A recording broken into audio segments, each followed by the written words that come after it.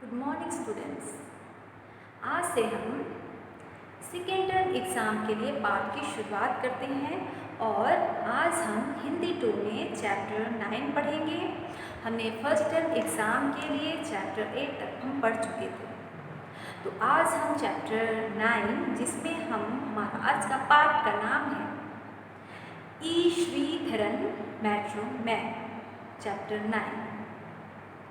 तो यहाँ पर एक व्यक्ति है जो हमारे देश का एक ऐसा व्यक्ति है जिसका नाम है ई श्रीधरन। नाम है ई श्रीधरन, लेकिन इसे नाम की संख्या दी गई, यानी कि एक अलग नाम रखा गया मेट्रो मैन। तो उनकी कोई भी लोगों का, हमें पता है कि कोई भी लोगों का ऐसे ही नाम नहीं रखा जाता, इसे उपनाम नहीं दिया जाता। हम उनके कामों को देखते हैं, उनके जो काम होते हैं, अच्छाई होते हैं या वो व्यक्ति किस प्रकार से होता है, उनके आधार पर ही हम नाम चयनित करते हैं, नाम रखते हैं। तो उसी प्रकार जो श्री ई श्रीधरन मेट्रो मैन यानी कि ई श्रीधरन जी हैं, उनके कार्य को, उनके कामों को देखते हुए उन्हें मेट्रो मैन नाम की संज्ञा दी गई, यानी कि मेट्रो मैन नाम जोड़ा गया, उनके नामों के साथ मेट्रो मैन रखा गया, यानी कि ई श्रीधरन मेट्रो मैन रखा गया। तो हम प्रस्तुत पाठ पढ़ेंगे और जानेंगे कि ऐसे कौन सा कार्य ई श्रीधरन मेट्रो मैन जी ने किया था जिसके कारण उनका नाम आगे चलकर उनके काम के द्वारा उनका नाम मेट्रो मैन रखा गया। तो चलिए अब हम पाठ की शुरुआत करते हैं और ई श्रीधरन मेट्रो मैन के बारे में विस्तार से समझते हैं। आइए हम ई श्रीधरन मेट्रो मैन के बारे में विस्तार से जानेंगे। ई श्रीधरन का जन्म केरल राज्य के पलक्कड़ जिले के अंतर्गत कुरुपुथुर नामक स्थान पर 12 जून 1932 ईस्वी के दिन हुआ। गांव में हाई स्कूल न होने के कारण अपनी बड़ी बहन के पास जाकर हाई स्कूल की शिक्षा बेसल एवेंजलिकल मिशन स्कूल में पूरी की। तत्पश्चात विक्टोरिया कॉलेज पालघाट से उच्च शिक्षा पाई तथा फिर गवर्नमेंट पॉलिटेक्निक में एक प्राध्यापक पद पर नियुक्त हो गई। कुछ समय वहां काम करने के पश्चात उन्होंने पोर्ट ट्रांस मुंबई में एक वर्ष तक एक अप्रेंटिस के रूप में काम किया तथा अंत 1954 ईस्वी में इंडियन रेलवेज में इंजीनियर के पद पर नियुक्त हो गए।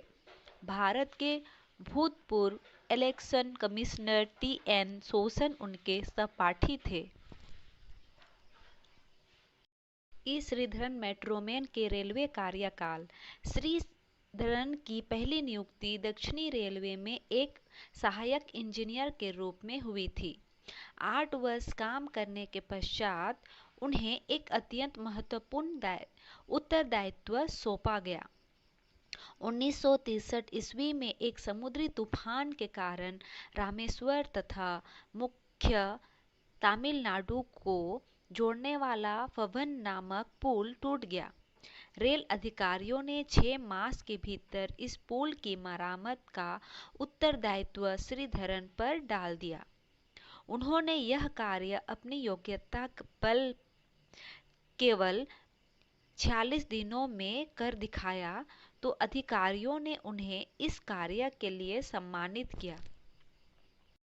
1970 ईस्वी में उन्होंने कोलकाता मेट्रो प्रोजेक्ट में उप मुख्य इंजीनियर के पद पर नियुक्त किया गया।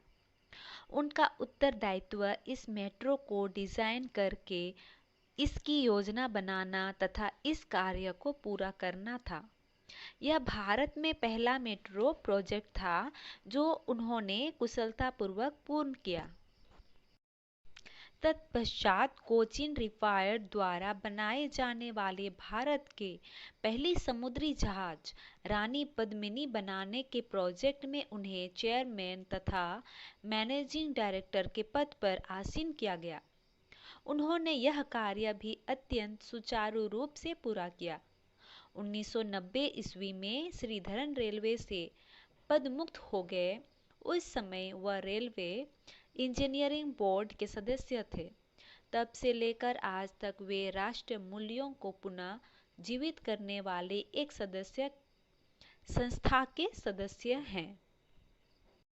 पदमुक्त होने के पश्चात यानी कि ई श्रीधरन के रिटायरमेंट होने के बाद भी श्रीधरन की सेवाओं की सरकार को आवश्यकता थी। अतः उन्होंने कोंकण रेलवे द्वारा एक प्रोजेक्ट का ठेका उसका सीएमडी नियुक्त कर दिया गया। यह प्रोजेक्ट 7 वर्ष में पूरा हुआ। इस प्रोजेक्ट में 760 किलोमीटर रेलवे ट्रैक में 93 सुरंगें बनाई गई।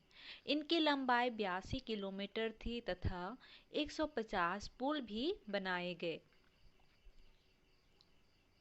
2005 ईस्वी में ई श्रीधरन को दिल्ली मेट्रो प्रोजेक्ट का मैनेजिंग डायरेक्टर नियुक्त किया गया। उन्होंने सारे कार्य निश्चित समय अवधियों को पूरा कर दिया। मीडिया में वे मेट्रोमैन के नाम से विख्यात हैं। फ्रांस सरकार ने भी उन्हें उच्च उपाधि प्रदान की है। 2009 में श्रीधरन ने एक पुल का एक भाग गिर जाने के कारण त्यागपत्र दे दिया था, परंतु सरकार तथा अधिकारियों के आग्रह पर उन्होंने अपने पद पर बने रहने की सहमति दे दी। श्रीधरन के विचार। वंदना रमन नामक एक पत्रकार से भेंटवार्ता में श्रीधरन ने अपने सफल जीवन के विषय में अपने विचार व्यक्त करते हुए सफलता के लिए अनिवार्य गुणों को निम्न प्रकार स्पष्ट किया है। मेरी प्रारंभिक शिक्षा अपनी बड़ी बहन के घर में हुई थी, क्योंकि मेरे जन्म स्थान में कोई हाई स्कूल नहीं था। मैं प्रायः अकेला होने पर मिट्टी के घर, पुल तथा रेलवे ट्रैक बनाता रहता था। इन खेलों ने मेरी इंजीनियरिंग चेतना को नींव प्रदान की। 1.5 किलोमीटर की दूरी पर स्थित अपने स्कूल आते जाते मैं स्टेशन पर इंजनों को आते जाते देखा करता था। मेरे आरंभिक जीवन ने मुझे परिश्रम, समय का पालन तथा ईमानदारी के गुण प्रदान किए। रेलवे में अपने कार्यकाल के दौरान मुझे मेरे बॉस जी पी बैरियर ने अत्यंत प्रभावित किया, जो कि रेलवे बोर्ड के चेयरमैन थे।